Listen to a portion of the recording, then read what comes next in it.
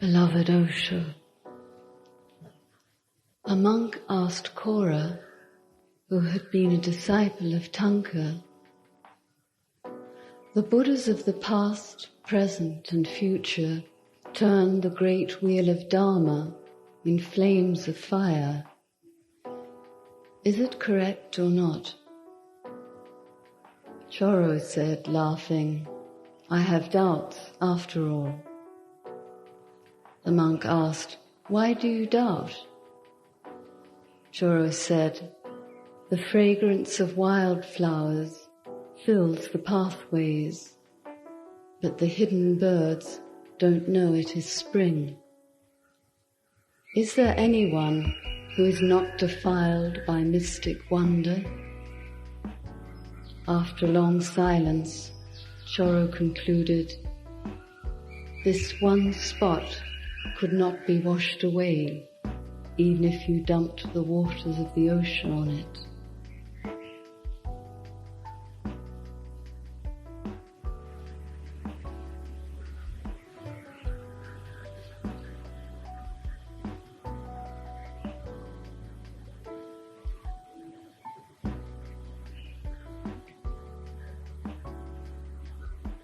Friends,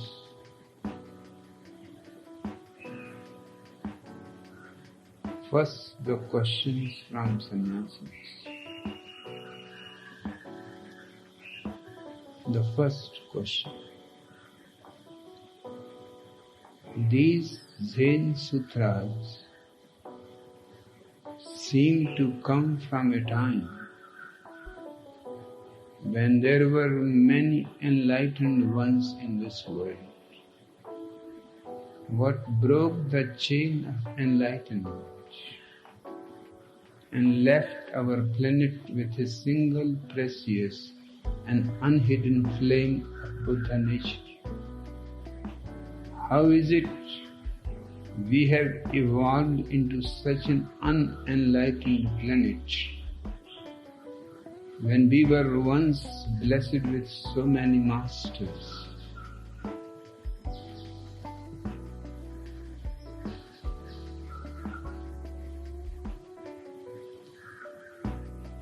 The question is significant.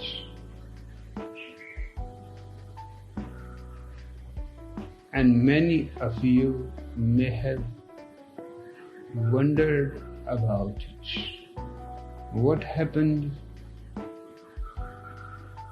to human consciousness that it has fallen deep into darkness?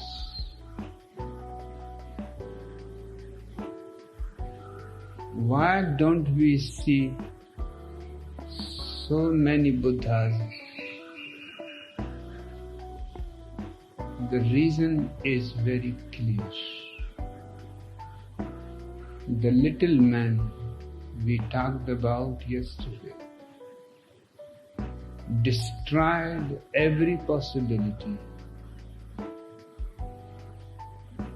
for enlightenment.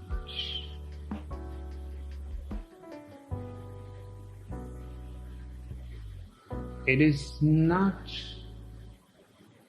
in one country, around the world, whenever there was a man of immense consciousness, the masses were against him. The masses were violent.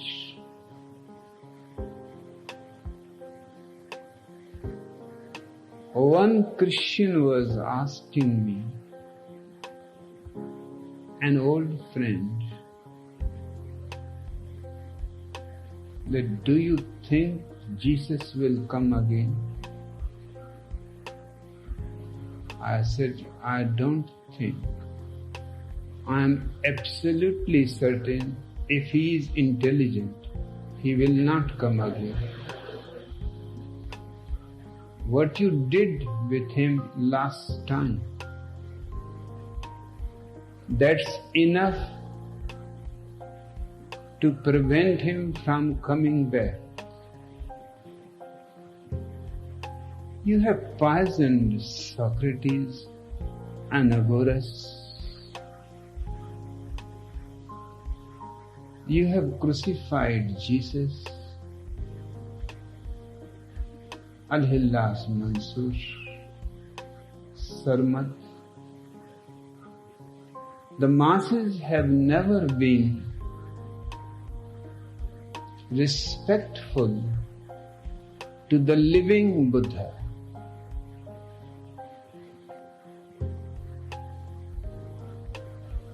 So many attempts were made on the life of Gautam Buddha. And finally he died out of poisoning. This misbehavior of the ordinary, unconscious, but the majority of people simply prevents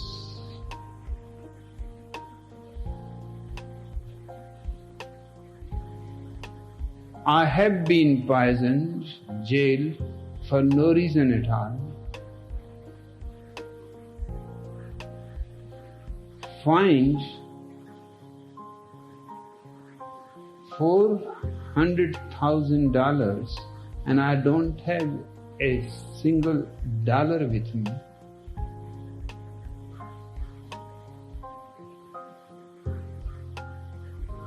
"21 countries have closed their doors by law that I cannot enter. Sometimes it seems the politicians are the most stupid people around.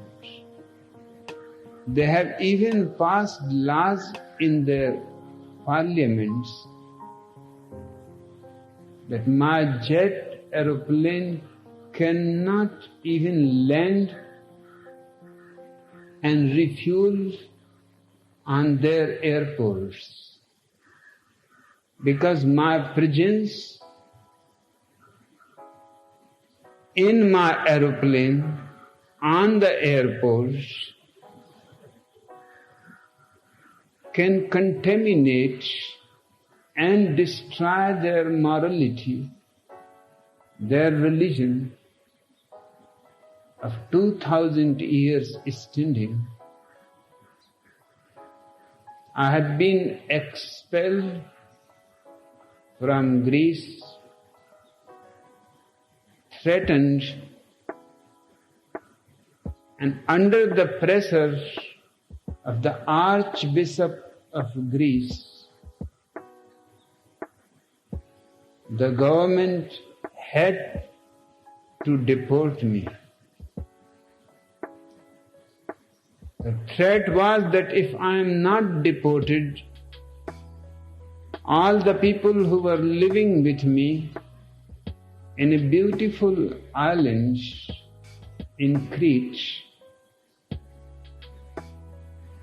that place will be dynamited and 50 persons at least were there with me, all will be burnt alive.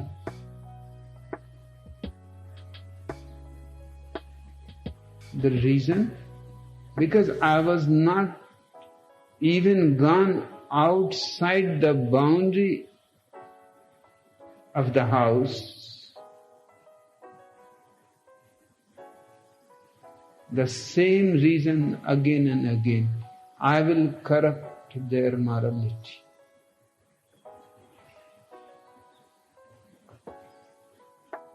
I will destroy their religion. Such a fear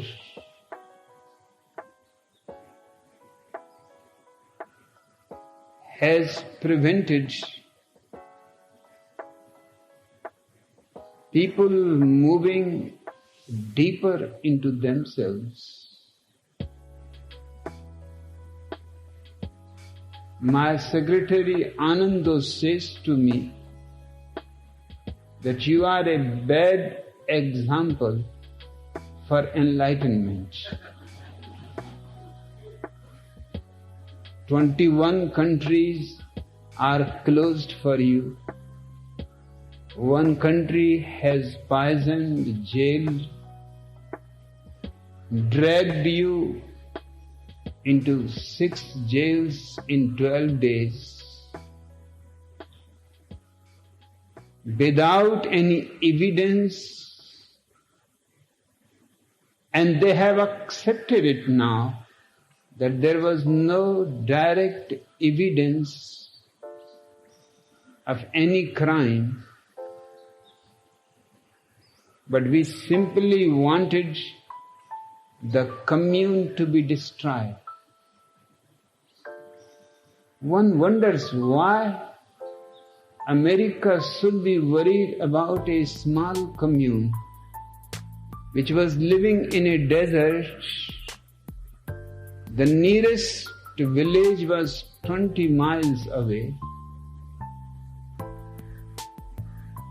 We were a self-sufficient commune and slowly transforming the desert into a beautiful oasis.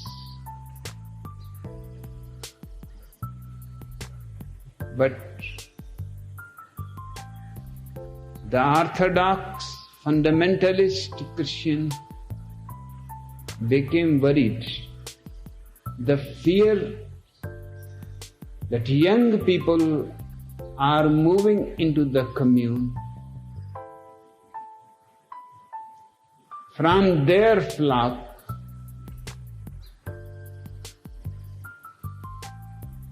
and just now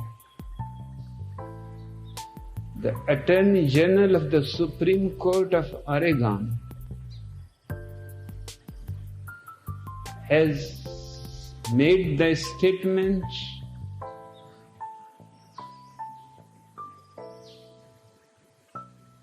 that we had no reason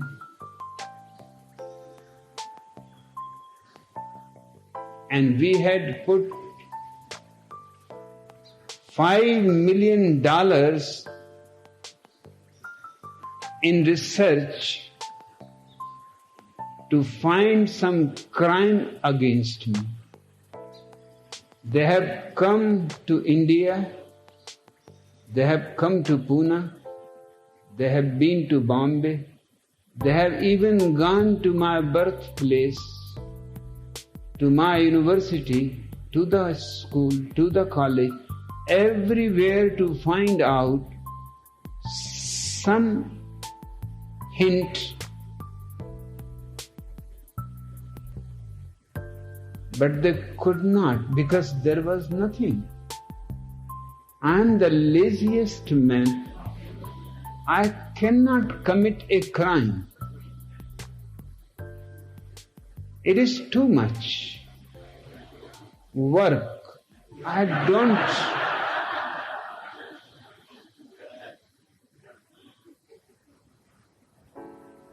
If not doing anything is a crime, then I am certainly a criminal. If just being silent, rejoicing into my own aloneness is a crime, then I am certainly a criminal. But if you behave with every conscious being in such a murderous way, certainly nobody is going to be interested in the very word enlightenment. It will create fear. You will be in unnecessary danger.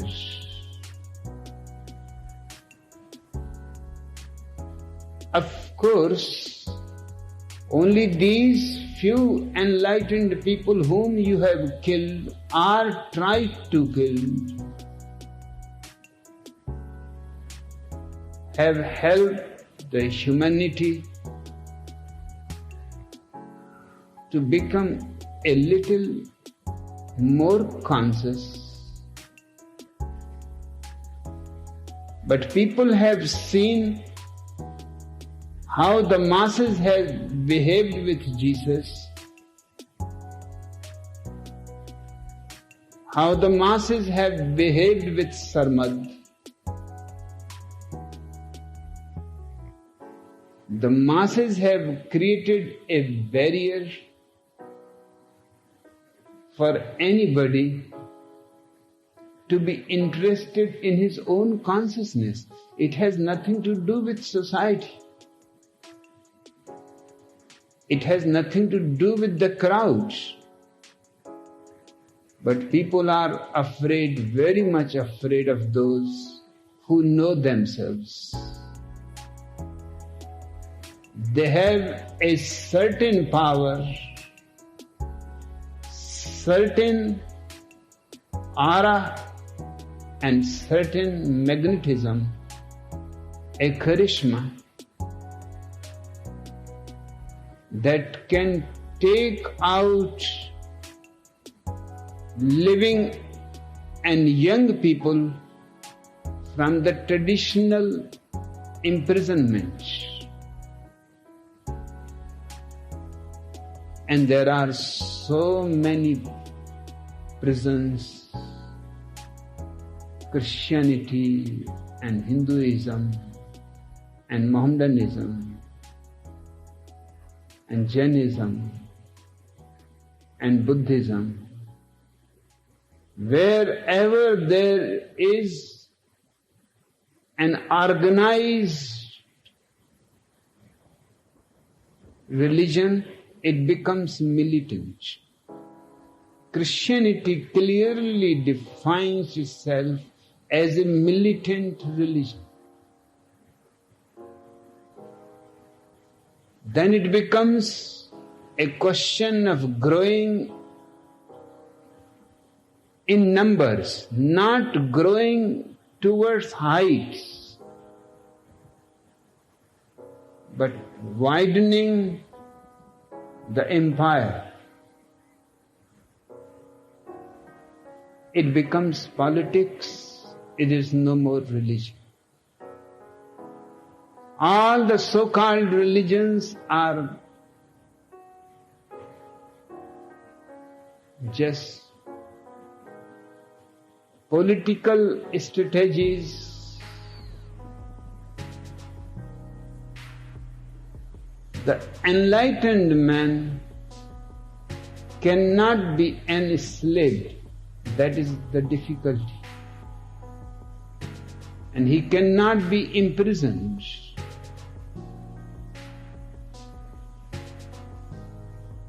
And his individuality and his rebellion makes the vested interests, the priests and the politicians and the pedagogues, it is better to finish people like Socrates. They are creating a disturbance in the mind of people.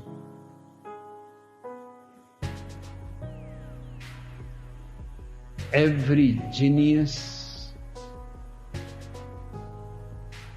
who has known something of the inner is bound to be a little difficult to be absorbed.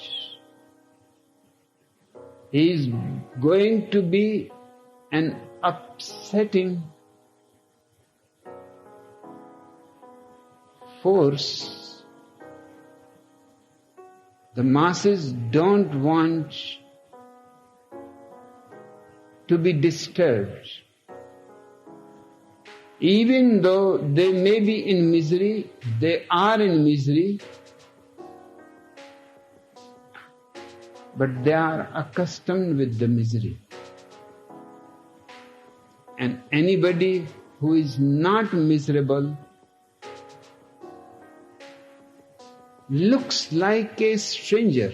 The enlightened man is the greatest stranger in the world. He does not seem to belong to anybody.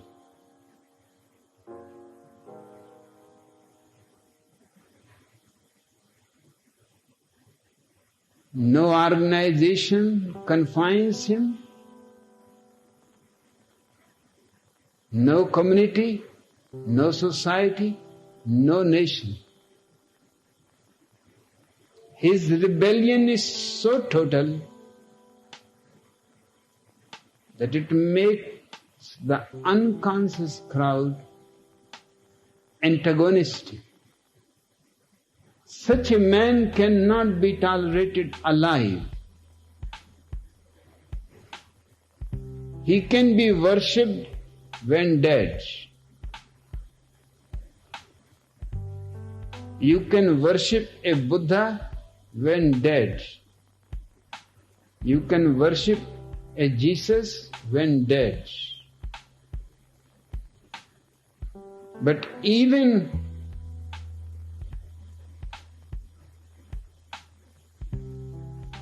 not a single enlightened person has been respected, loved by the blind and the deaf and the unconscious masses. This has become a barrier. That's why you don't find so many enlightened people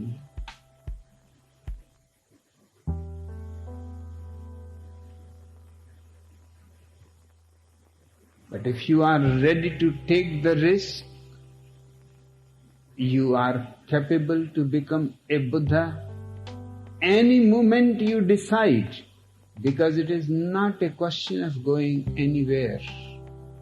It is simply looking inwards.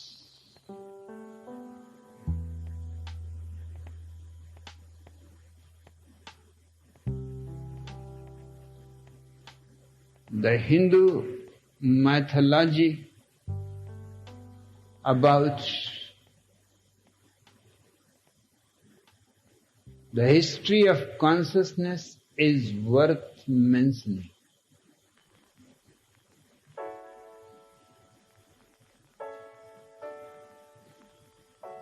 The first age of humanity, the very beginnings, is called Satyuga, the age of truth.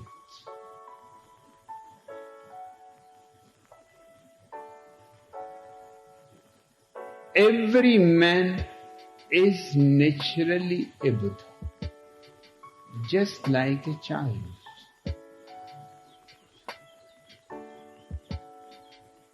No fear, no greed, a perfect balance.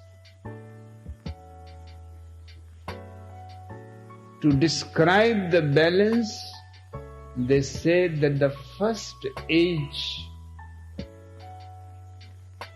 is like a table which has 4 legs, perfectly balanced.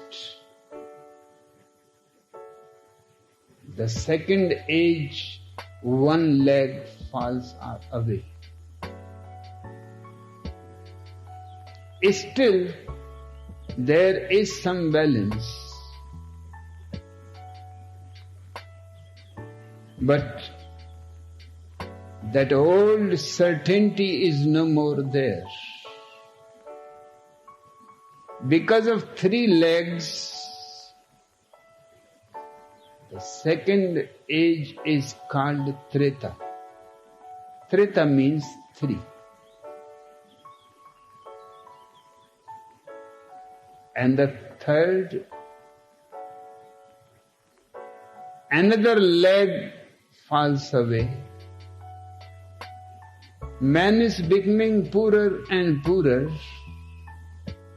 The third age is called Dwapar. Dwapar means 2 legs.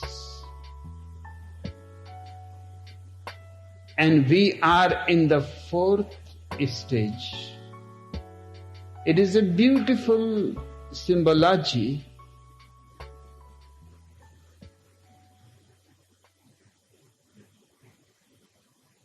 We have lost all balance.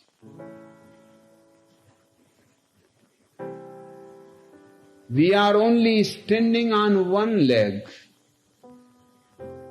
How long you can stand on one leg?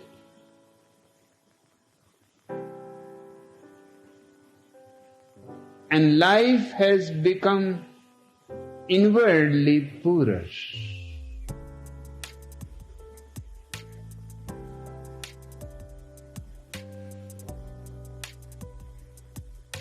This metaphor of describing ages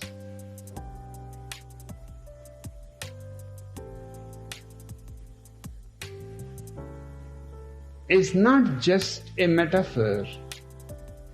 It certainly has significance and meaning.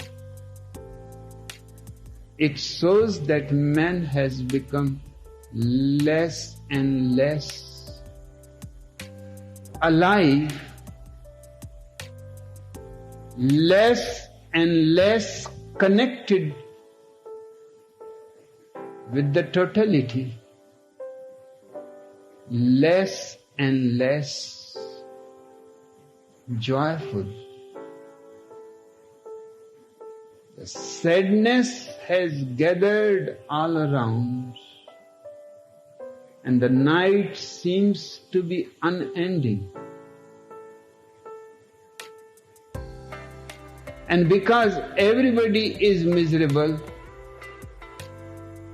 any new child, a newcomer in the world, thinks such is the life, accepts it. Everybody is miserable, everybody is in turmoil, everybody is in anxiety. So perhaps this is the way life is. Unless you come across a Buddha, and that has become more and more rare, more and more difficult. When you see a Buddha, the first unconscious reaction is to reject him, because he offends you. His very presence is a challenge. That why he is so happy and peaceful, and why I am in such an anguish. He should live according to everybody else, according to the crowd. Why he is living as an individual in his own right?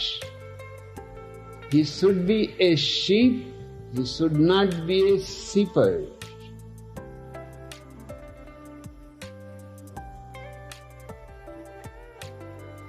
They cannot tolerate their own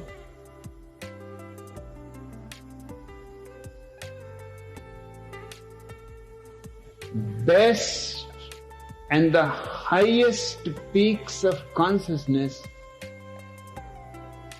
which can make them aware of their potentialities, they destroy. Yes, they can worship.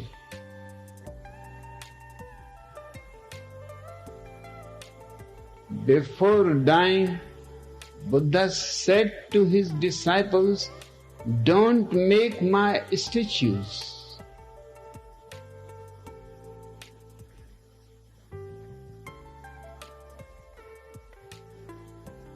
If you want to remember me by something, just remember me by this tree. Plant this tree, Bodhi tree, wherever you want, a memorial for me. For 300 years,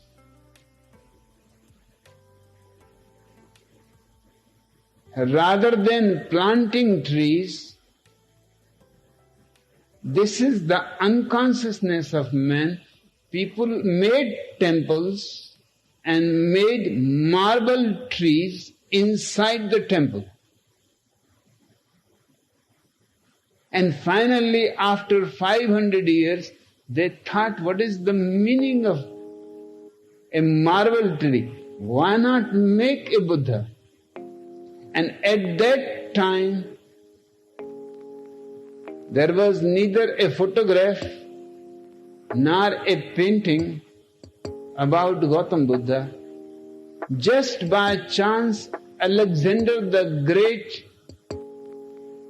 had come to India, and he had a beautiful Greek face. What you see as Buddha's face is really the face of Alexander the Great. He modeled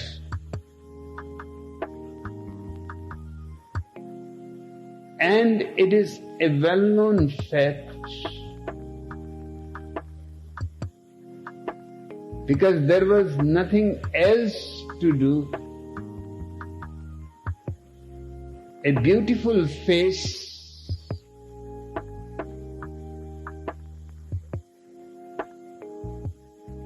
Buddha died at the age 84.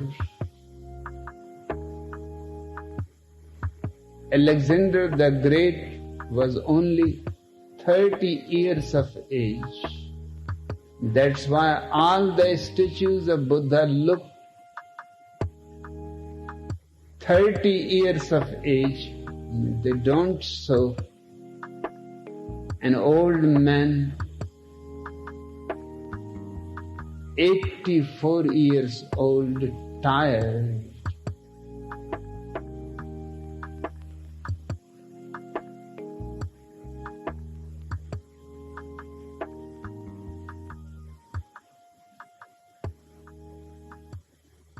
Now there are more statues of Gautam Buddha than anybody else.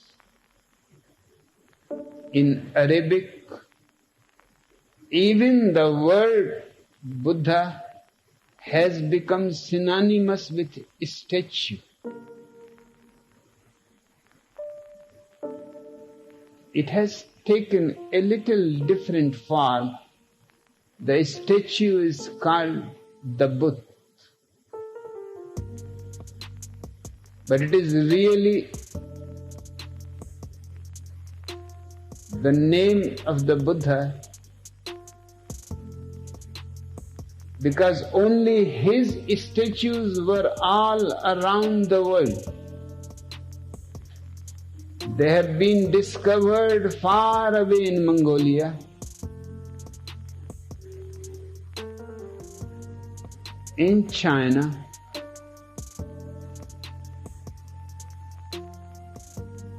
in Caucasus, in Afghanistan.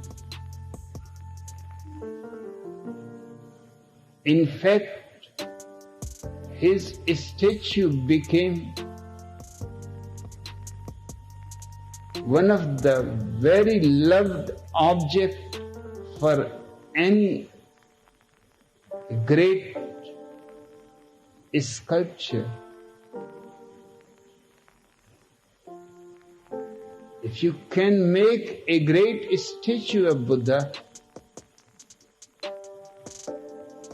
that shows that you are really a creator artist. Miles of caves have been grooved, turned into statues of Buddha, and the same man while alive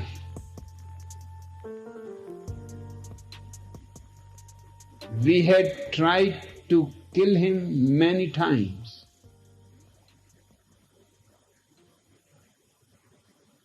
It was just accident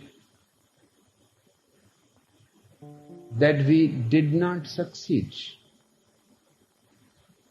Just as America has failed in killing me,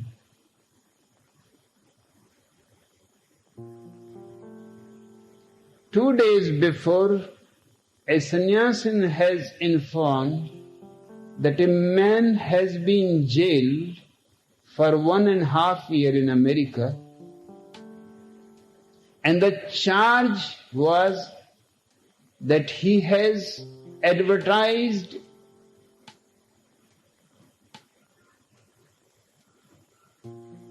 in 84, while I was there, that he is willing to kill anybody if $500,000 are made available to him. On this advertisement, he was caught. And the sannyasin went to the jail to ask the man that, did you receive any answer to your advertisement? He said, I received.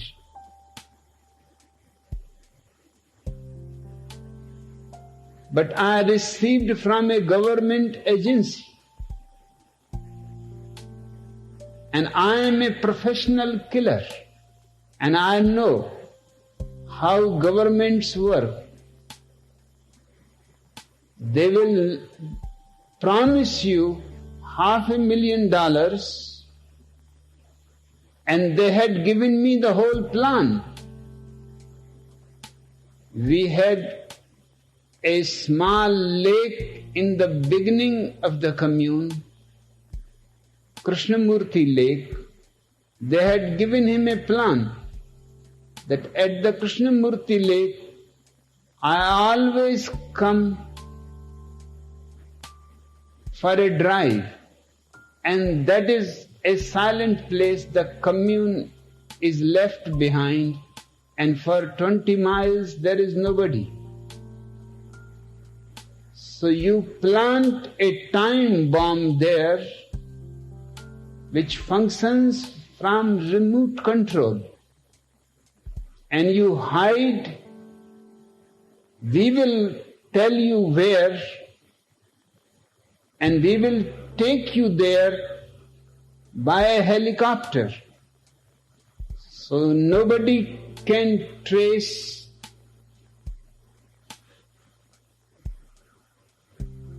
And after the car and the person in it are exploded, we will take you away in the helicopter. But a professional killer knows perfectly well that he simply rejected. He knows that governments do this business, but they never give the money.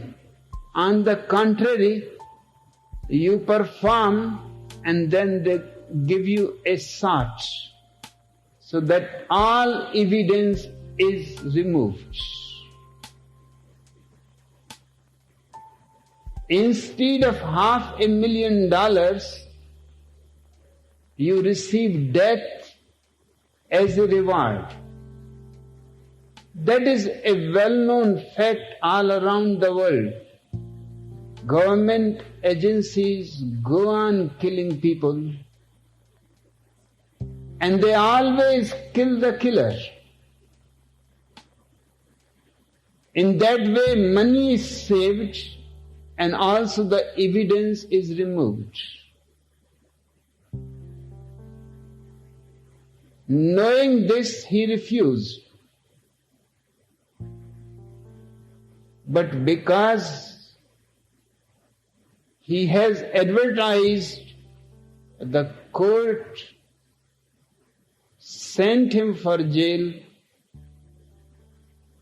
although he has not committed anything. But this new evidence shows the interest of American government in killing me.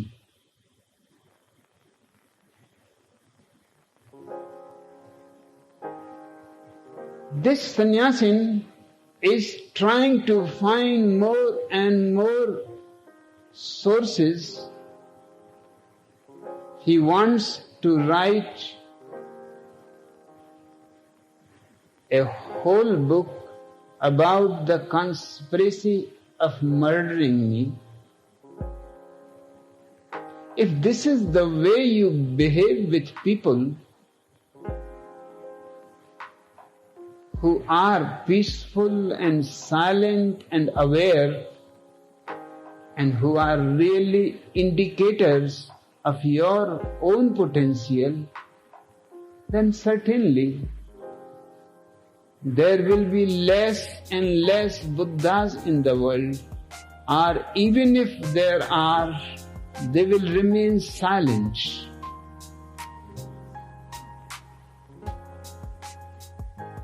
To declare is to create antagonism.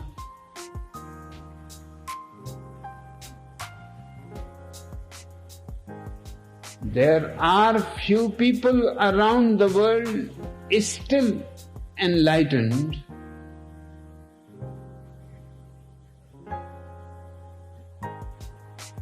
But they don't want unnecessarily to be in trouble.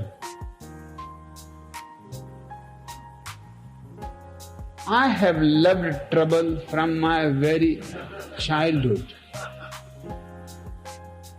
So when it came to enlightenment, I said, let it be the last trouble. I am enjoying it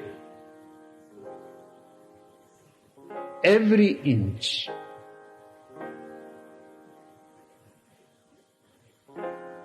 But it will show you how the unconscious mind has been preventing people from becoming enlightened.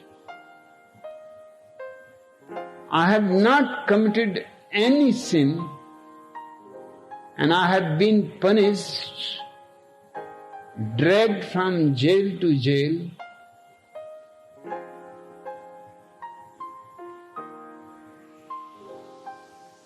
It became known later on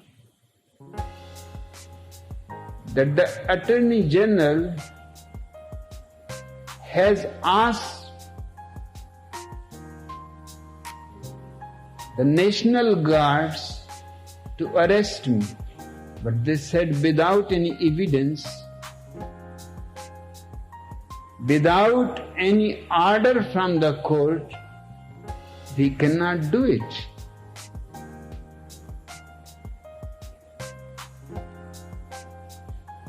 The Attorney General admits, who has been found of many crimes and has to retire in disgrace, even asks the Commander-in-Chief of the army, and the Commander-in-Chief laughed. He said, never in the history an army has been sent against a man, single individual, and that too you don't have any evidence. Otherwise, why don't you ask a court first to give him a warrant or an arrest order? They had nothing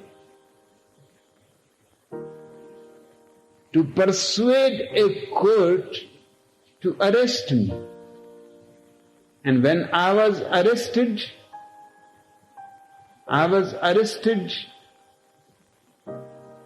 by 12 people with loaded guns. And I asked, where is the arrest warrant? They had no arrest warrant.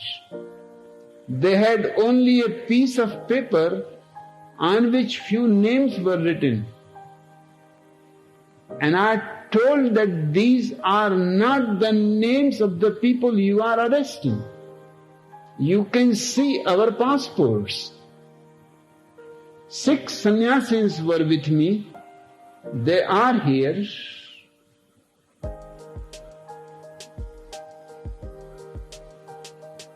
Not a single name was on that paper. Still, they will not listen.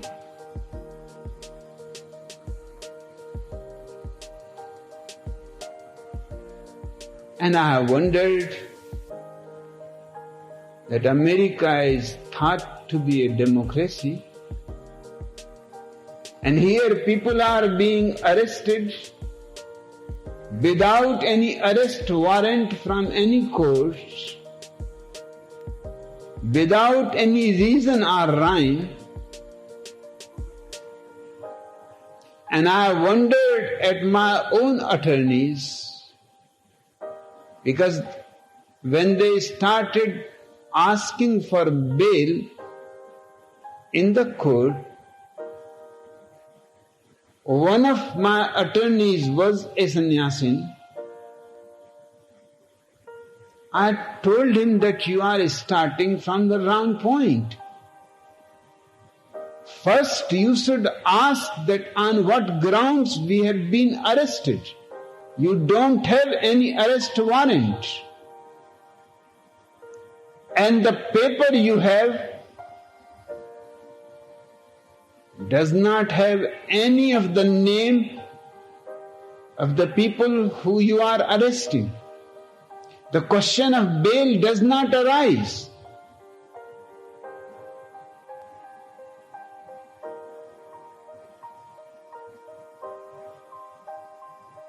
But the sannyasin was a young attorney, and he has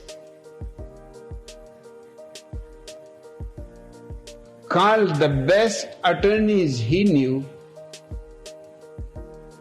and this is how bureaucracy works. He told me, we will do everything. You simply be silent, because any word from you may become a cause of trouble. Right now they don't have any evidence against you.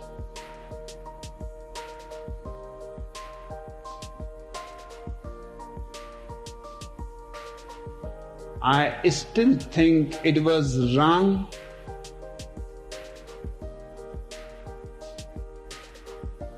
of my attorneys to start asking for bail. The first question was why these people had been arrested. The people who have arrested me should be punished. The question of bail does not arise. But they started from a wrong question, discussed about bail.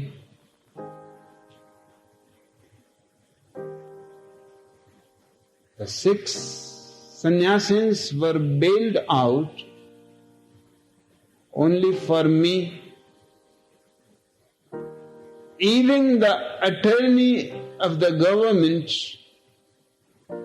told after 3 days stupid talking, because there was nothing in their hands. Finally he said that I accept that I have not been able to prove any crime. But the magistrate said, a woman magistrate, for the first time I had a thought that perhaps women in power may prove more dangerous than men. That woman magistrate said that you have not proved anything, but still I refuse to give him bail.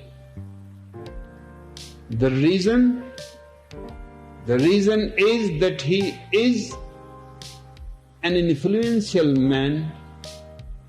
He has thousands of followers.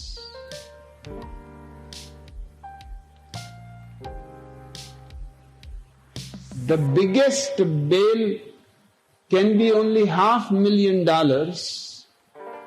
He can jump out the bail. There is inexhaustible sources behind him. Not because of my crime, but because of my possibility of jumping out the bail. She refused, but the real reason was to drag me through 6 jails. A journey of 6 hours was done in 12 days. Only now we know from poison experts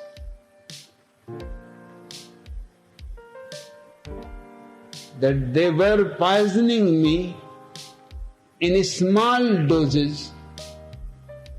That's why it took them 12 days. That kind of poisoning, if done in a bigger dose, the person dies immediately. And they were worried that that will become a condemnation of America. They did not want me to die in the jail. Giving slow poisoning on a long stretch period of 12 days will not kill me inside the prison, but it will have destructive effects for my whole life. And they accepted later on that we were not at all interested to make him a martyr. Otherwise he would have been another Jesus. And then a Christianity would have followed. And we would have been condemned all around the world. You misbehave with the enlightened people.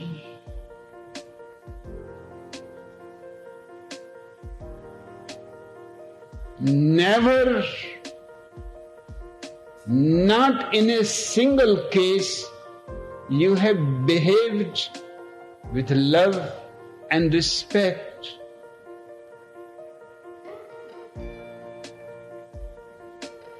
How can you expect many more people to be enlightened? The whole atmosphere is against enlightenment.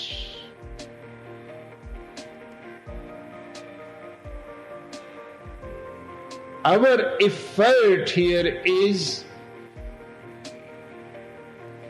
to create Buddhas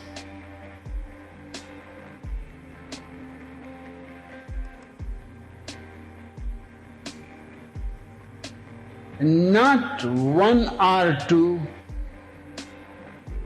but in millions,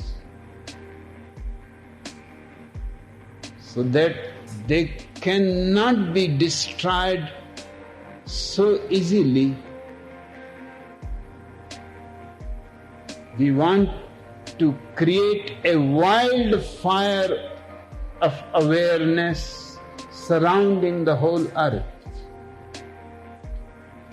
Never before such a great experiment has been done.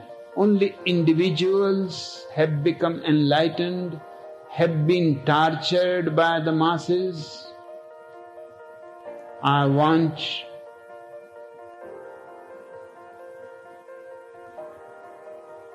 the world to know that this is not a place where we are going to be satisfied with one enlightened master.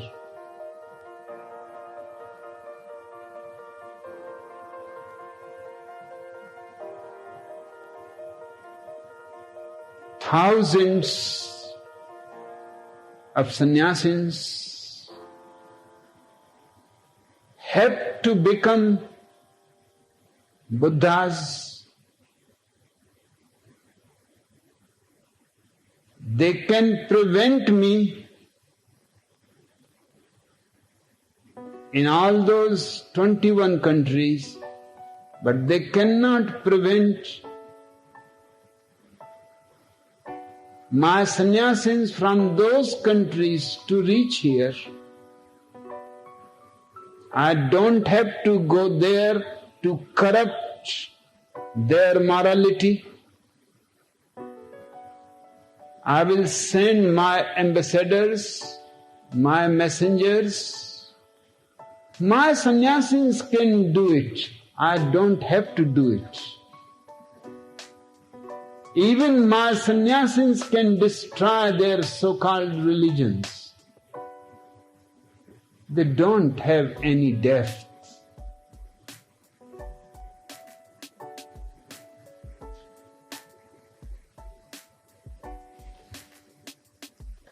The second question, listening to you, I understand that all those beautiful Zen masters just help us open up for the bliss and ordinariness around the corner. It is easy here, where miracles happen before breakfast and then never stop. How to make it work the same way in everyday life and in society.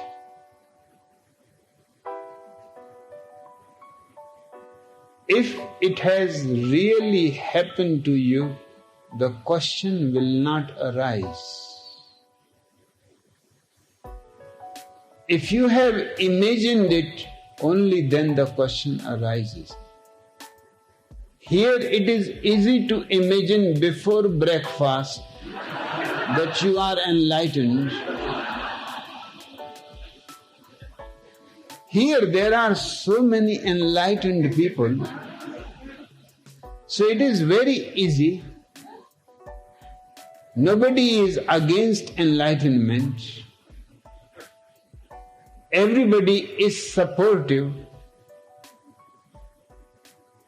It is easy to imagine.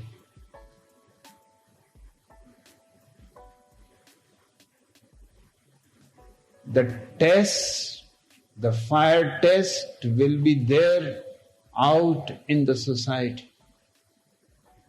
If your enlightenment disappears, it has never happened.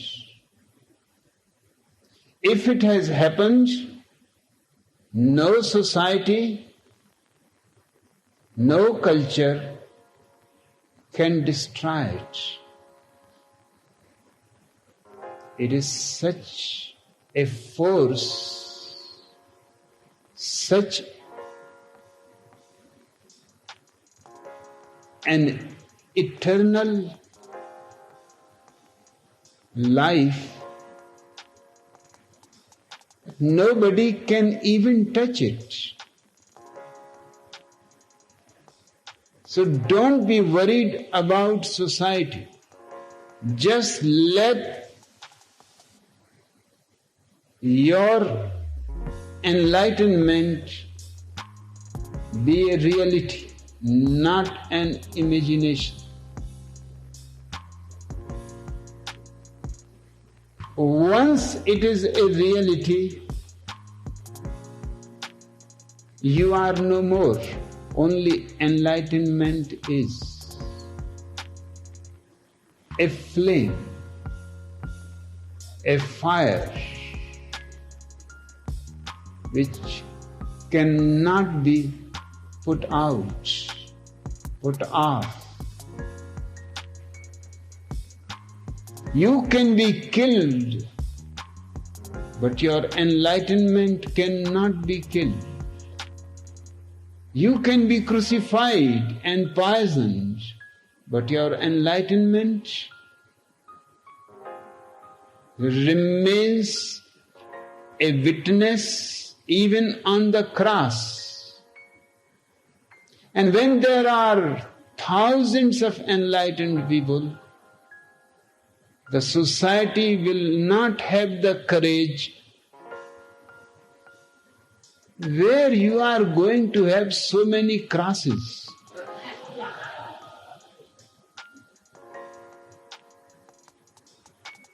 If enlightenment becomes a great phenomenon around the earth, then no enlightened man or master is in danger.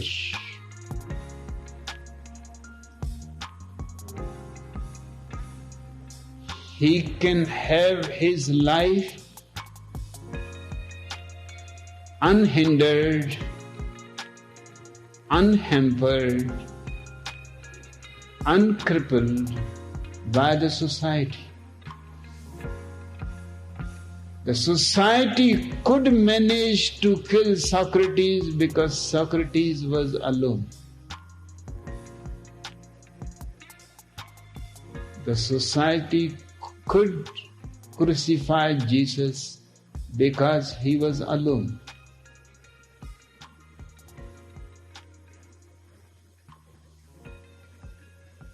And I'm not teaching here any cult, any creed. I want you to taste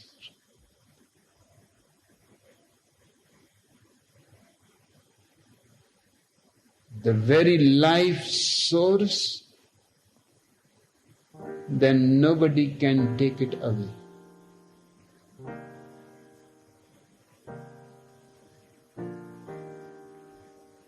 The third question, the other night you pierced the onion to the core, then new protective layers sprang up.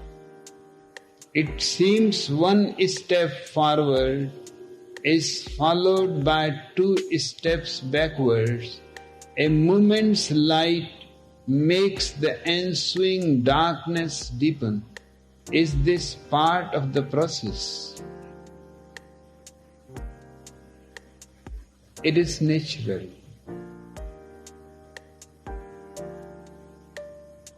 You have remained with layers of personality and individuality for so long that you drop one layer and you start feeling tense and worried that what is going to happen. You feel standing naked, as if somebody has taken away your clothes. You immediately run and find some other clothes, some other layer of personality to cover yourself. You have always remained hidden. It is just an old habit. It will disappear.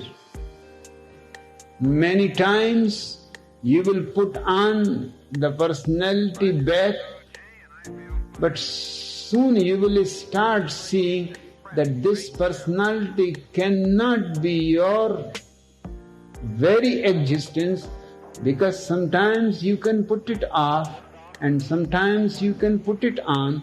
It is something separate from you. And as this experience of separation deepens, you will not put any layers upon your hidden splendor. It is not part of the process, it is part of your habitual conditioning.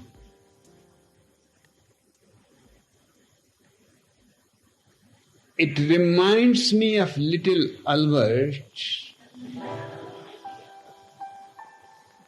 who reached late as always to the school.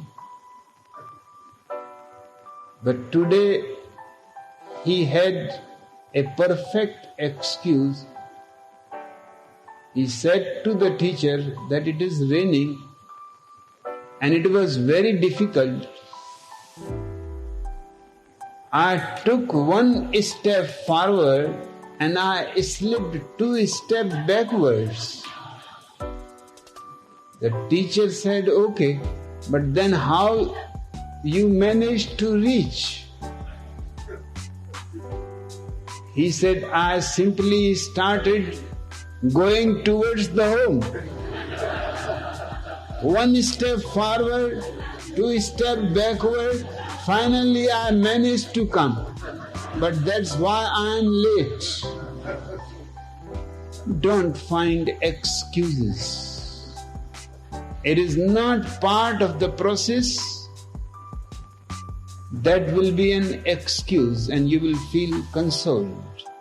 It is just your old habit. Old addiction.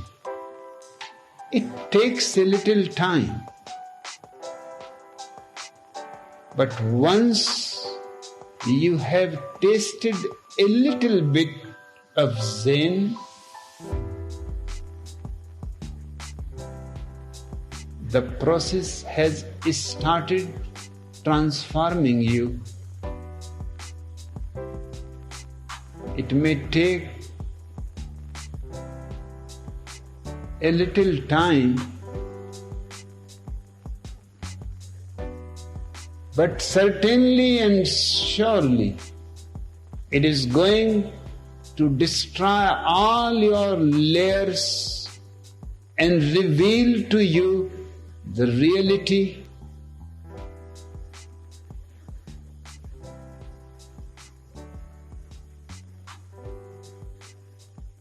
where you are not, but the whole existence is. Only in the whole you can rejoice. Separate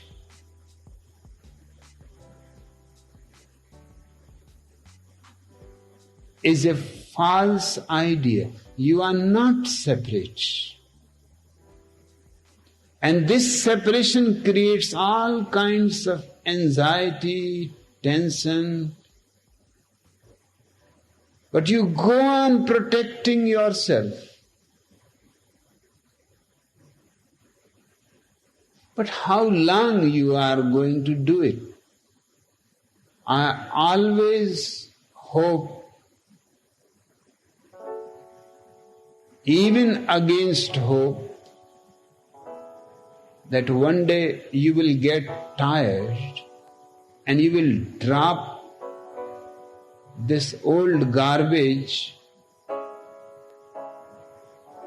and the fresh flame of joy, of bliss, of benediction will arise in you. It is already there. Just the old garbage prevents you to see it.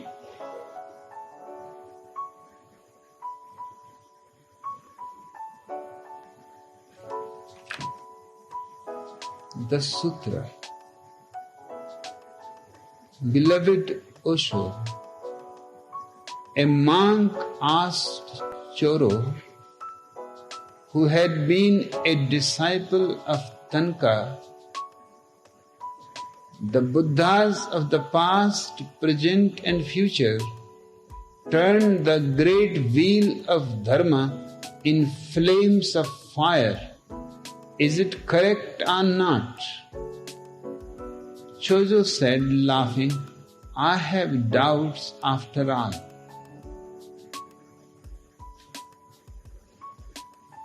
The monk asked, why do you doubt? Choro said, the fragrance of wild flowers fills the pathways, but the hidden birds don't know it is spring.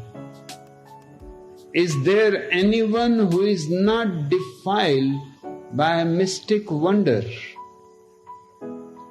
After a long silence, Choro concluded, this one spot could not be washed away even if you dumped the waters of the oceans on it. It is a very beautiful sutra.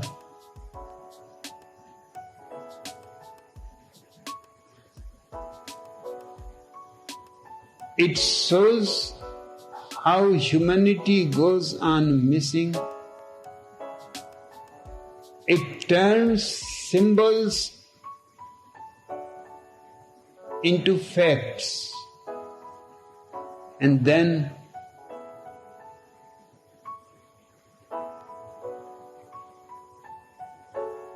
it lives in those fictions which have been only symbols. For example, this sutra is repeatedly said by Gautam Buddha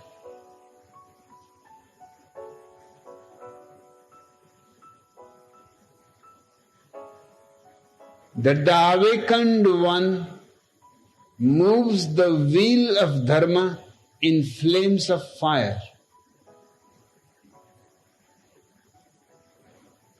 But Choro is right when he said, laughing, I have doubts about it. Because this man is taking the metaphor as if it is factual. There is no wheel and there is no fire. On the contrary, Choro said, the fragrance of wild flowers fills the pathways.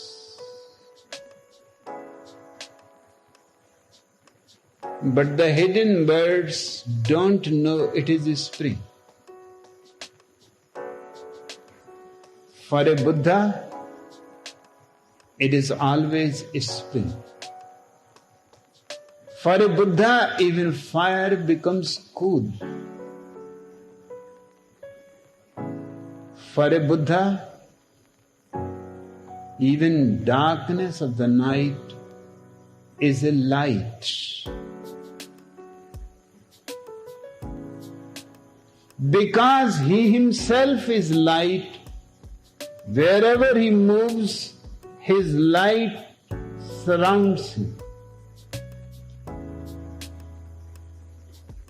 Choro is right when he says that I have doubts about it.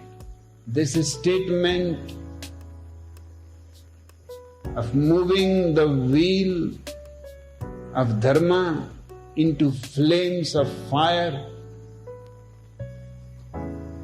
Buddha has used that symbol, but his context has to be remembered. Just few minutes before, I have been telling you about the difficulty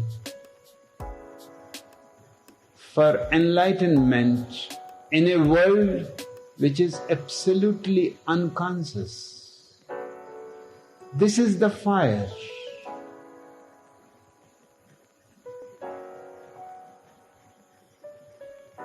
And to move the wheel of birth and death,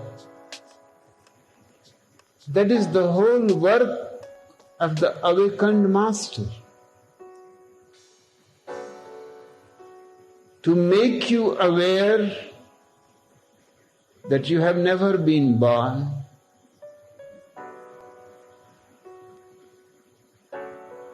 and to make you aware that you will never die. Birth and death are only episodes into an eternal existence.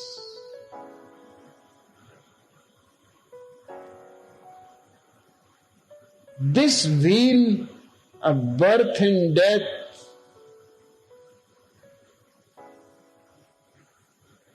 you have to jump out of it. And certainly, because of the unconsciousness of the people, you will have to face fire.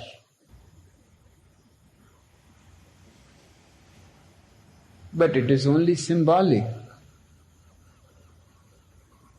Inside you will find the fragrance of wild flowers. Inside you will find for the first time the eternal juices of life.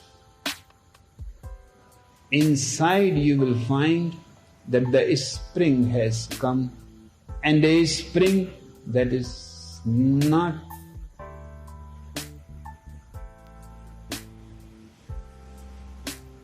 going away.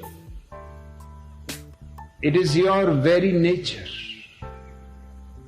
These roses will go on growing in you.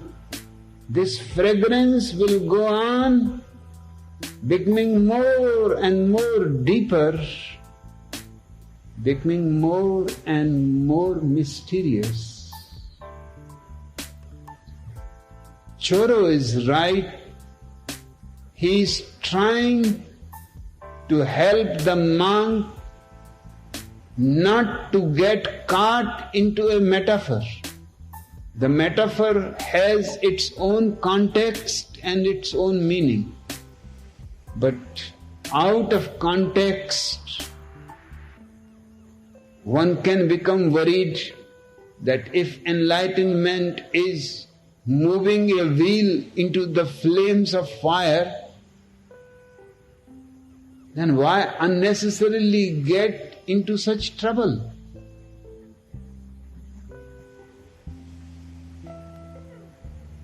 What is the point of moving the wheel of life and death? And in fire, life is already too much misery. If you take this symbol without understanding its context, it will look enlightenment is inviting more misery. That's why Choro laughed and he said, I have doubts. He is not saying he has doubts about Buddha. He is saying, I have doubts about your understanding.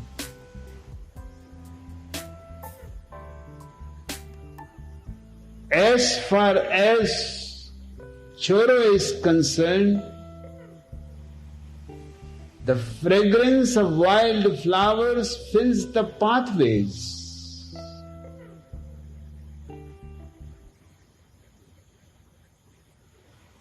But the hidden birds don't know it is a spring. Only the awakened bird knows that the spring has come, the moment to dance, the moment to rejoice. the moment to experience the eternity of being.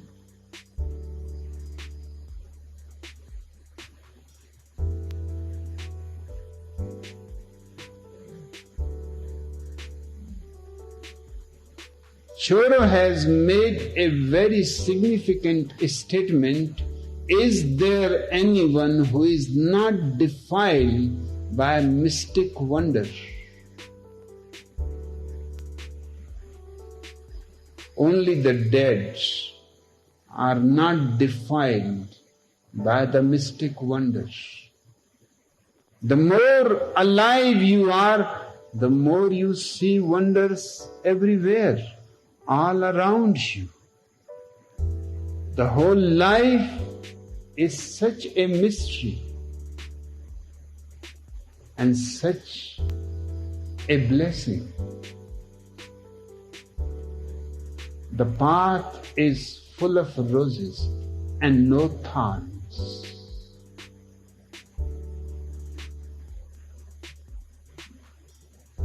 After a long silence, Choro concluded, this one spot, he is meaning by this one spot the wonder, the experience of the mysterious. This one spot could not be washed away even if you dump the waters of the oceans on it. The man of Zen is a man who lives into mysteries. To him, everything is mysterious. Nothing is to be taken for granted. Everything is a miracle. Life is a miracle. The songs of the birds are miracles. The flowers with so many colors.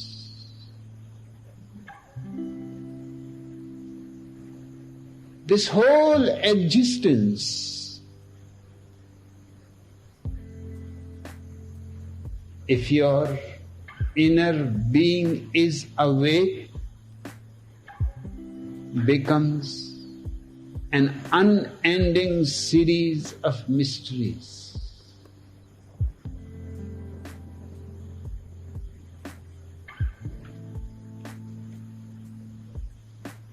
Kayorai wrote, in the thin light after sunset,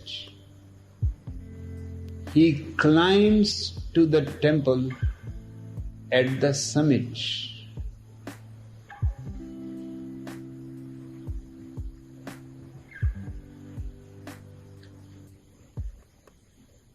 In the east, 2 times have been thought to be more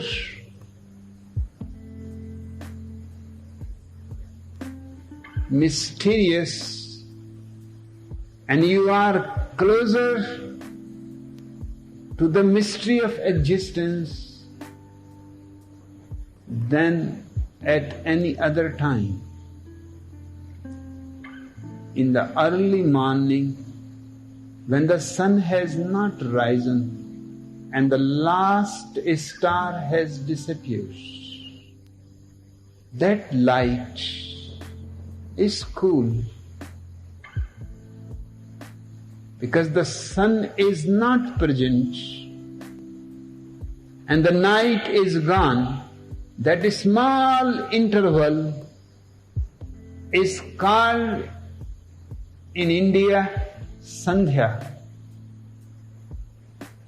It exactly means interval.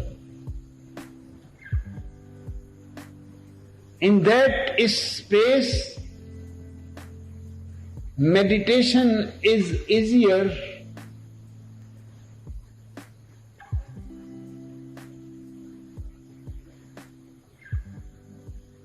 And the same happens again at the sunset. When sun is setting,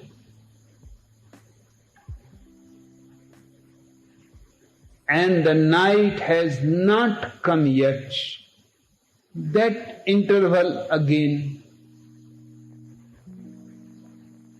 is a good moment to meditate. You will be surprised to know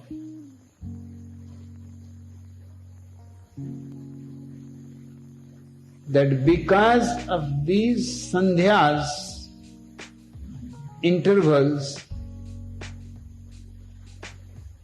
in India, prayer has got the name Sandhya.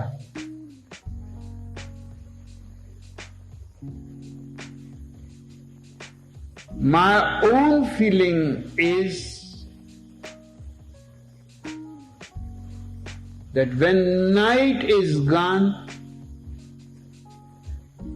your life is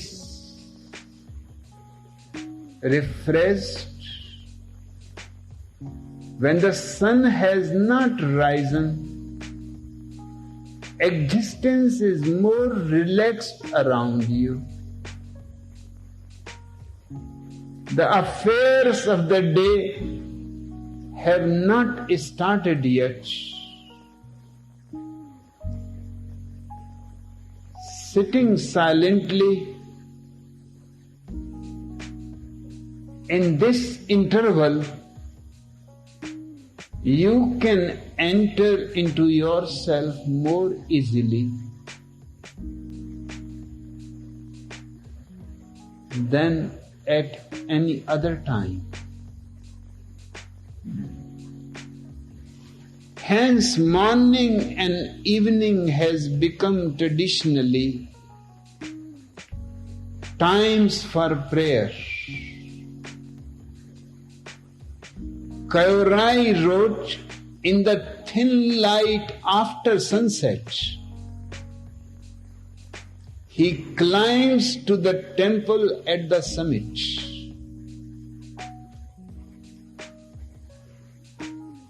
In the thin light, when the sun is no more, his awareness reaches to the highest summit of the temple. But that does not mean that you cannot meditate at any other time. It is just in India that these two movements have been thought to be very available. Existence is closer to you. Just a little look inwards. But there are other mystics, for example, Sufis, who have found the middle night the most vulnerable point to enter into the mysterious.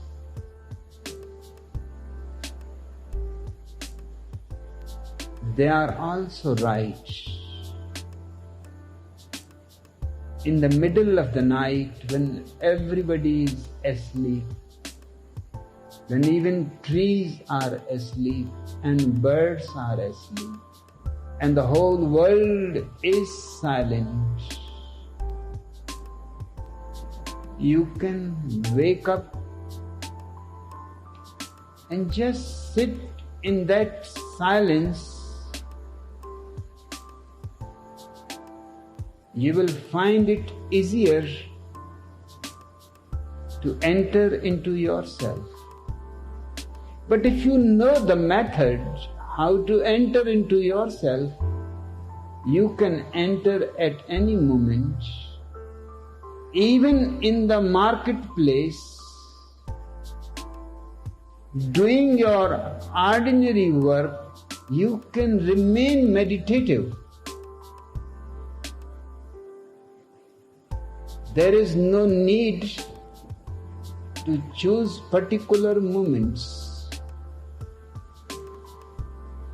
This moment is as capable of revealing the reality to you as any other moment.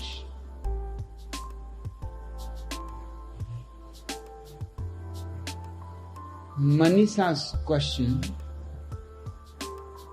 beloved Osho, in her book The World of Zen, Nancy Wilson Ross says of Zen in particular, when working on a koan, again and again it is emphasized that one cannot take hold of the truth merely by abandoning the false. Is not truth what is left when the false is recognized for what it is? Or is there more to it? Manisha,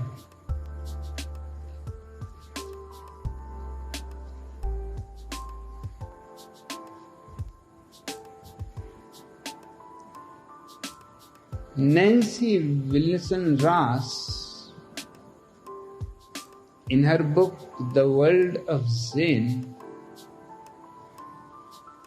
has come very close to the understanding of something which is beyond the mind. But whatever she is saying is only one side of the coin. She is saying about koans, again and again it is emphasized that one cannot take hold of the truth merely by abandoning the false.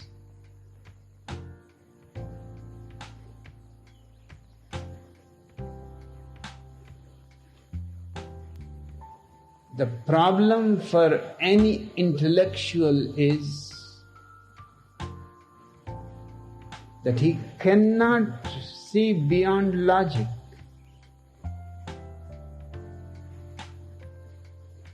The emphasis that she is reporting is there. One cannot attain to truth just by abandoning the false. In fact, in your very abandoning it, you have accepted its reality. The false has not to be abandoned. False has just to be seen that it is false. And it disappears. Can you abandon your shadow? Run as fast as you can, and the shadow will run faster and faster with you. You don't have to run away from the shadow. You just have to see that it is a shadow. There is no need to run away. All those who have been renouncing the world are running away from shadows, and shadows always follow you. Shadows cannot be abandoned. They can only be recognized as shadows, and what remains is the truth.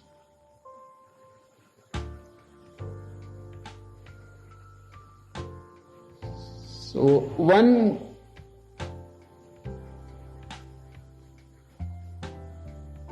cannot hold the truth merely by abandoning the false.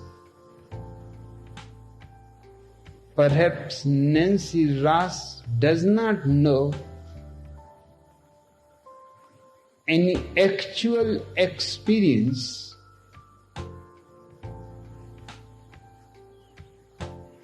otherwise she would have said that the moment you abandon anything false, you are giving recognition to it. Every renouncement is a recognition, is giving reality to the false. You don't have to run away from the false.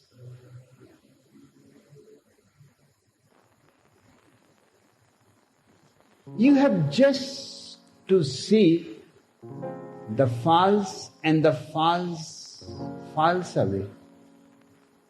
And what remains is the truth. So as far as abandoning is concerned, Nancy Ross' statement is right. You cannot abandon the false,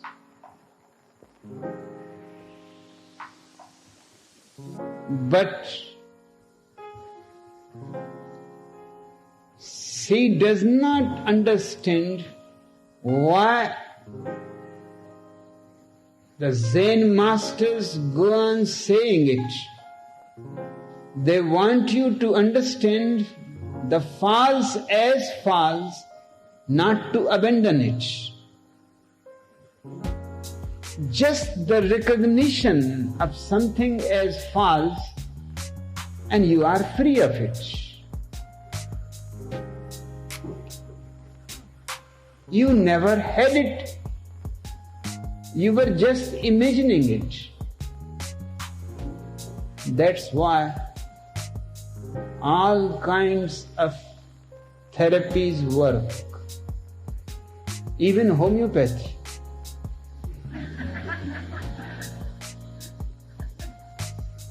And it has been surveyed and found that it works almost in 70% cases. Only in 30% cases it fails. The reason is that your 70% sickness is just false. It does not need any real medicine. It needs only sugar pills. Homeopathy works, naturopathy works, Ayurvedic works, any kind of thing on those cases which are false. Your so-called miracle people are working only on false. They can remove the false, because in the very first place it was not there. I used to have a friend, a doctor of homeopathy.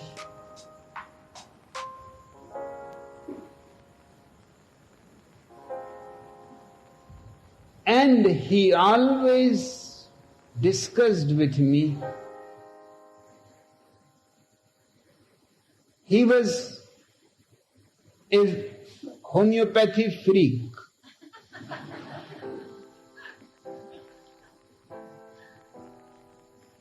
But the poor fellow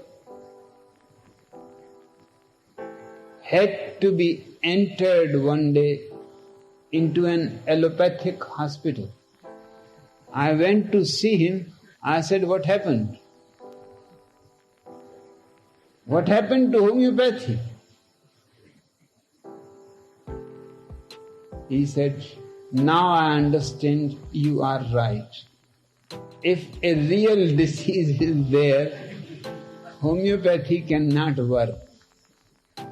Now I am suffering from tuberculosis. And I know those sugar pills are just sugar pills. But there are millions of people which are helped. So there is no harm. All kinds of pathies should be allowed, because there are all kinds of imaginary sicknesses. Then any kind of healing will help. Just the touching by a man of miracle will help. Jesus managed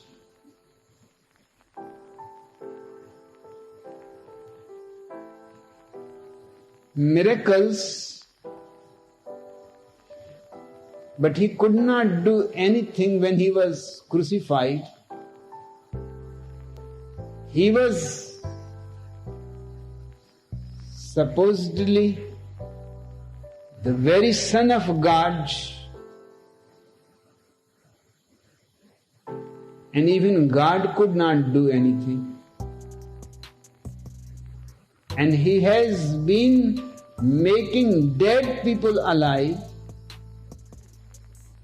But I think the whole thing is a drama. Lazarus must not have died. It must have been a strategy. So he must have been lying down in the cave, pretending to be dead, and Jesus called him Lazarus, and he immediately came out of the cave. But it happened only once. He could not manage. If a man can call the dead back to life, he should not be so miserly. And Lazarus was an old friend. So it seems a very managed miracle.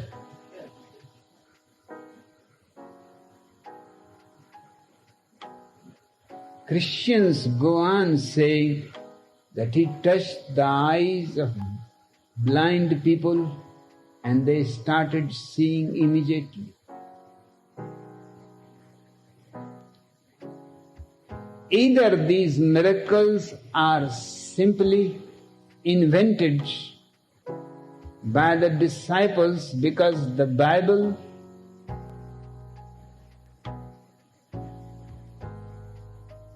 was compiled after 300 years. So there was not a single witness. You will be surprised to know that the Roman king Constantine called a council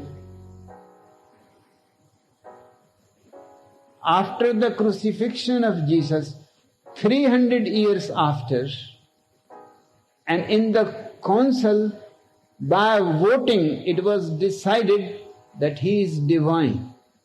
By voting. After 300 years, and under the compulsion of Constantine, he was the president of the council and he wanted to declare himself a prophet. And he did both.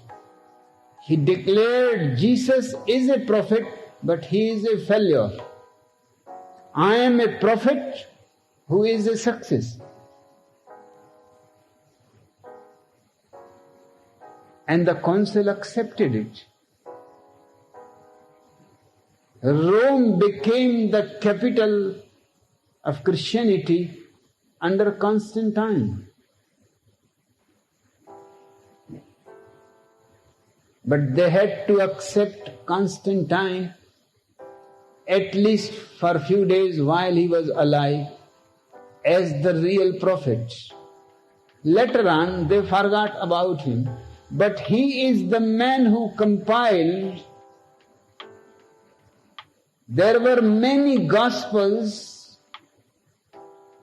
He had chosen few and rejected others. And there is no reason why he has chosen few and rejected others. And there is every possibility that all the miracles are invented under Constantine to create a great figure of Jesus Christ.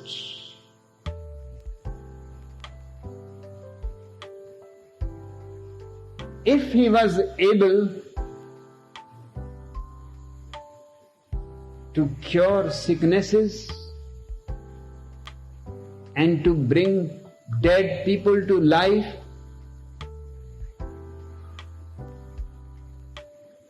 then you cannot blame the masses who were asking him, continuously shouting when he was on the cross, now do some miracle.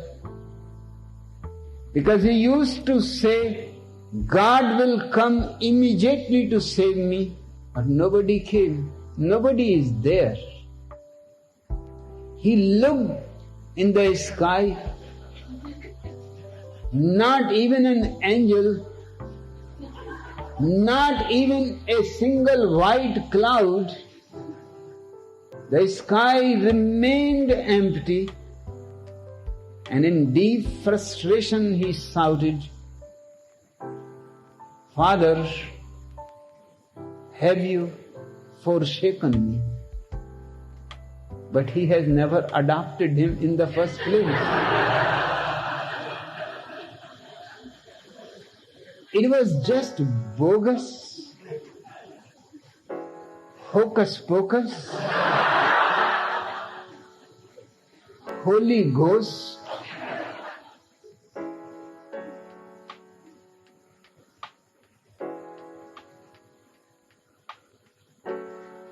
The false has to be known only as false. You don't have to abandon it. Your abandoning shows that you have not understood its falseness.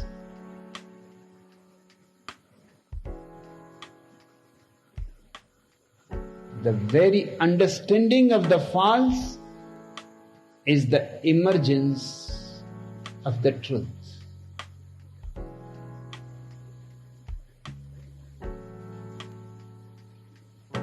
Nancy Wilson Ross is one of those intellectuals who have been trying to introduce Zen to the West, but it is not their experience. They are not themselves Buddhas. They are just reporters.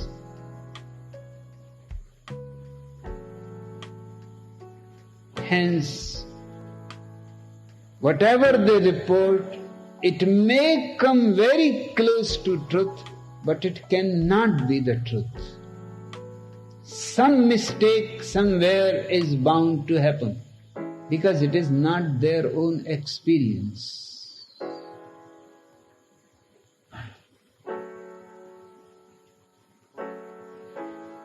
Manisha, there is only the false to see, and the truth reveals itself, and there is nothing more.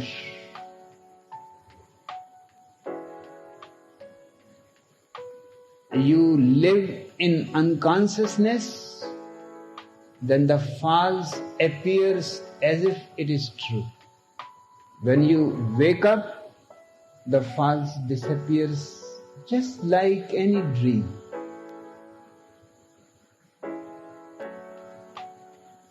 Now it is time for Sardar Gurdiyal Singh. One evening, Basil and Babina Bhatt are making love in their bedroom. When the door opens and in walks their 6-year-old son Billy. Basil freezes in mid-air in his missionary position. He turns and sees little Billy dressed up in a full cowboy gear, hat, boots, with his purse, 6-shooter pistol and a big whip and everything. "What is going on, Billy?" grunts Basil Bhatt. "What are you doing here, dressed like that?" "Hey, Dad," shouts Billy excitedly, "can I ride on your back like a bucking bull while you screw Mom?" Basil is shocked, but is beyond the point of no return. So he asked Babina. Yes, guess Babina. "Quick, climb on Billy." And Basil lets get going. So the love making increases in intensity, and little Billy is getting bounced around like a bull rider at a Wild West show. "Yahoo!" shouts Billy, digging his spurs into his dad's ass. "Ride them, cowboy!" All this drives Basil into a mad, passionate frenzy, and Babina starts moaning and making all kinds of animal noises. Billy is whipping his dad, urging him on, until the bucking gets so wild that Billy throws down his whip and hangs onto his father's hair for dear life. At this point, Billy leans down close to his father's ear and whispers, "Hold on tight, Dad. This is where me and the postman usually get thrown off."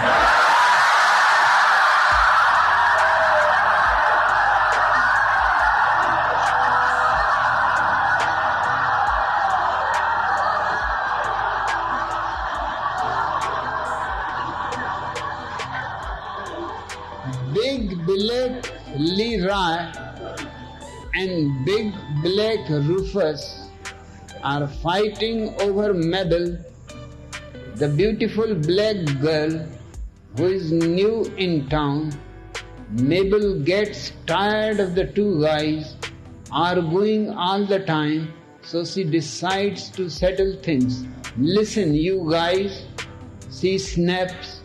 "You two men can have a swimming race across the river, and whoever wins can be my man." Rufus and Leroy agree to the competition, so they walk across the bridge to the far bank, strip off all their clothes, and plunge into the river.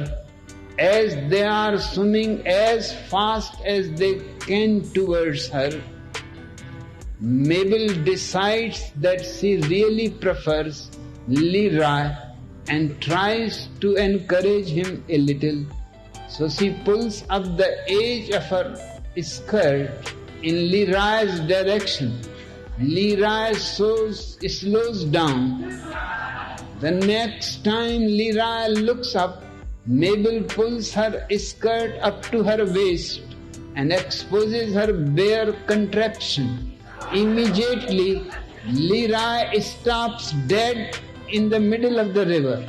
Leroy, sugar, cries Mabel. What is the matter? Damn it, Mabel, shouts Leroy. Pull your skirt down. My rudder is stuck in the mud.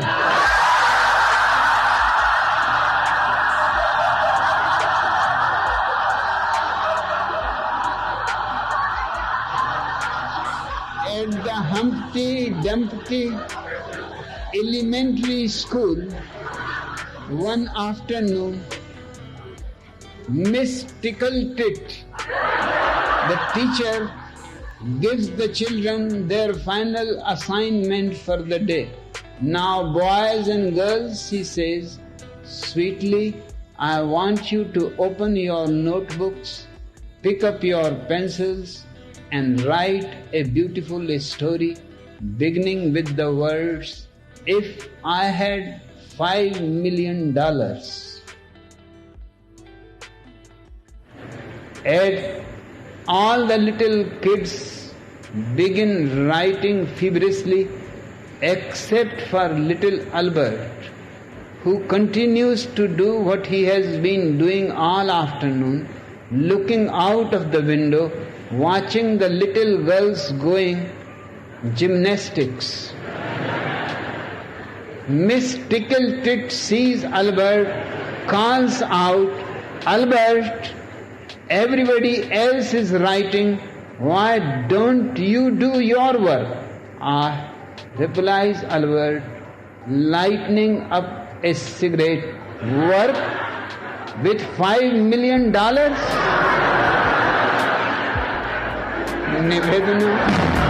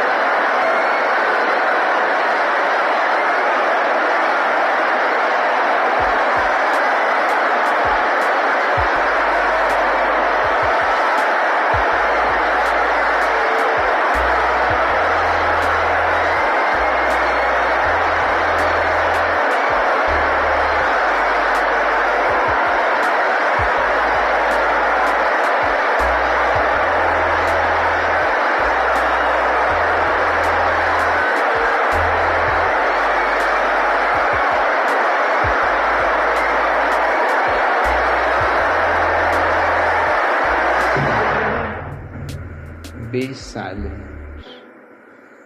Close your eyes and feel your body to be completely frozen.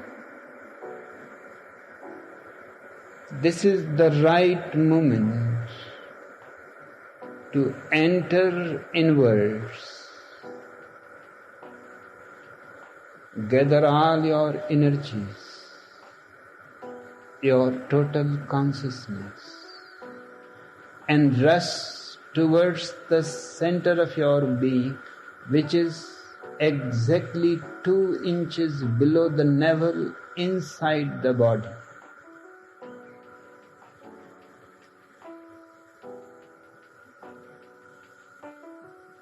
Faster and faster, with an urgency as if this is going to be your last moment. Deeper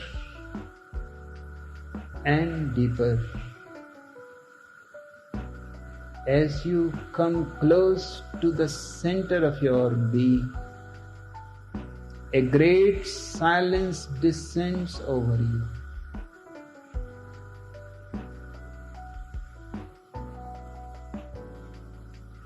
And flowers of peace blossom within your being. At the very center there is a flame, the fire of your life. It is part of the whole existence.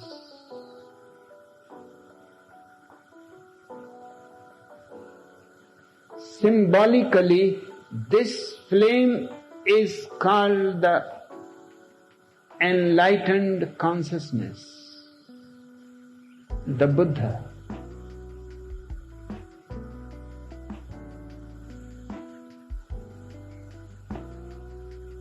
It is your intrinsic nature.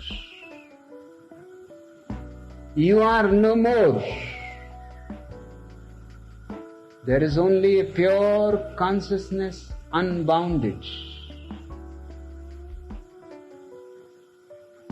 This is a great opportunity to witness. Witness that you are not the body. Witness that you are not the mind. Witness that you are only witnessing, only pure consciousness. Relax into it. Nivedana.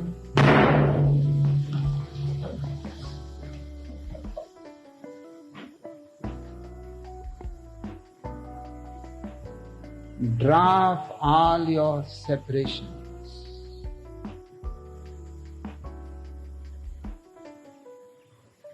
You are one with the whole.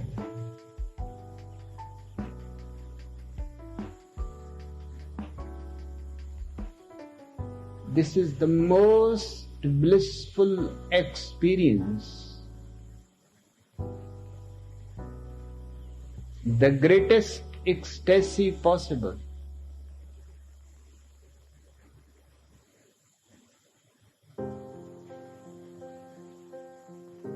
You are a Buddha in this moment. If you can remain aware and relaxed around the clock,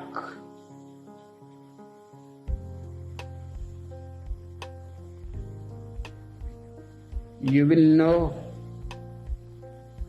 the beauty and the grace of every moment, of every inch of life.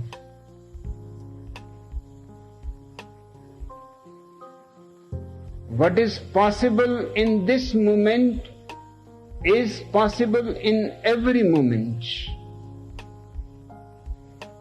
This is simply to show your potential. You have to bring all this silence and peace and this awareness to your day-to-day life. Collect all these experiences, the silence, the bliss, the ecstasy, the divine drunkenness, and persuade the Buddha to follow you. He has to come and become your very being. He has been hiding inside you because you never went in. You never requested him. Make the request. Persuade him. These are the 3 steps. First, you persuade the inner light, the Buddha, to come behind you. The second step, you become a shadow behind the Buddha. And the third step, your shadow, recognized as shadow, disappears and only the presence of the Buddha remains. That is your truth and that is everybody else's truth. That is the truth of the whole existence. Existential truth is the manifesto of Zen.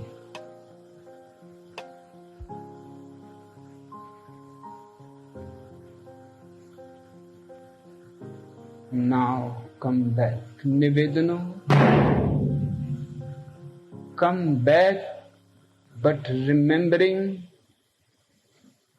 watching, silent, graceful. Sit for few moments just to remember where you have been. The golden path that you have gone through. The center and the silence of the center. The center and your disappearance in it. Your witnessing has to become slowly your very life. I don't teach any morality. To me, awareness is the only morality, the only ethics, the only religion. Because out of awareness, you cannot do anything wrong. It is always your unconscious mind which forces you to do wrong things. As awareness grows, slowly your whole being becomes luminous. There is no dark spot inside you. That day you have become a Buddha. That day is the most blessed day of your life.